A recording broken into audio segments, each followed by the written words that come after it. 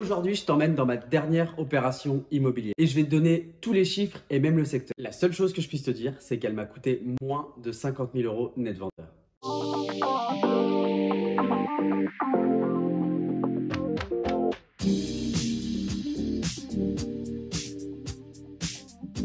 Hey, salut, j'espère que tu vas bien et bienvenue sur cette chaîne. Sur cette chaîne, on parle investissement et investissement immobilier. Et aujourd'hui, je vais t'emmener et je vais te présenter ma dernière opération immobilière. Et comme tu le sais, j'aime être transparent avec toi, alors je vais te donner le secteur, la ville et tous les chiffres.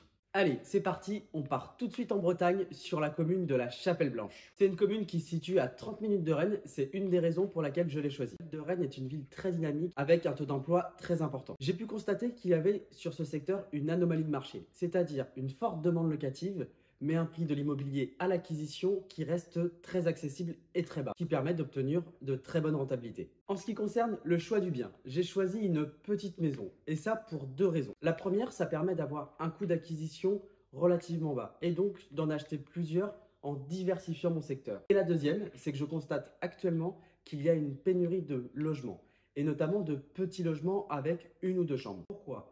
On constate quand même que depuis le Covid, il y a eu beaucoup de séparations et beaucoup de divorces. Et les gens qui habitaient dans un foyer, aujourd'hui, ont besoin du coup de deux foyers, avec des surfaces plus petites. Nous, en tant qu'investisseurs, on doit répondre à cette demande. Allez, j'ai les clés, on y va. Alors, c'est une maison mitoyenne avec une toiture en ardoise. À l'intérieur, on a un salon séjour cuisine, donc il y a un petit peu de travaux, il y a du lino, vous voyez.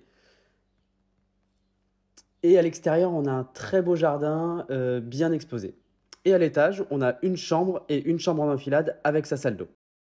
Allez, maintenant, ce qui t'intéresse le plus, je te donne tous les chiffres. Alors, c'est une maison que j'ai achetée 47 000 euros net vendeur.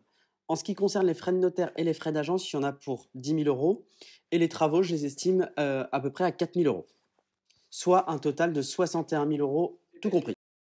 Eh ben, il ne nous reste plus qu'à calculer la rentabilité. Pour la rentabilité, c'est très simple. On a un loyer potentiel de 550 euros par mois, soit 6 000 euros par an.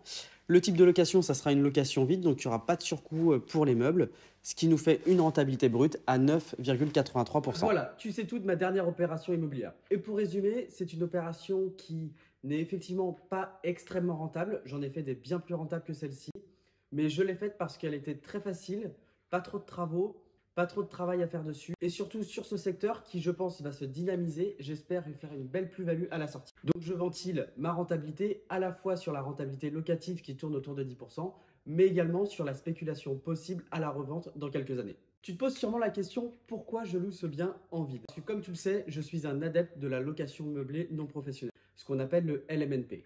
Dans ce cas précis, j'ai fait de la location nue parce que cette acquisition, je l'ai fait via une SCI. Et avec une SCI à l'IS, je bénéficie déjà de l'amortissement comptable. Voilà, j'espère que cette vidéo t'a plu. Il ne te reste plus qu'à t'abonner, à liker et à commenter cette vidéo. Et moi, je te dis à la semaine prochaine.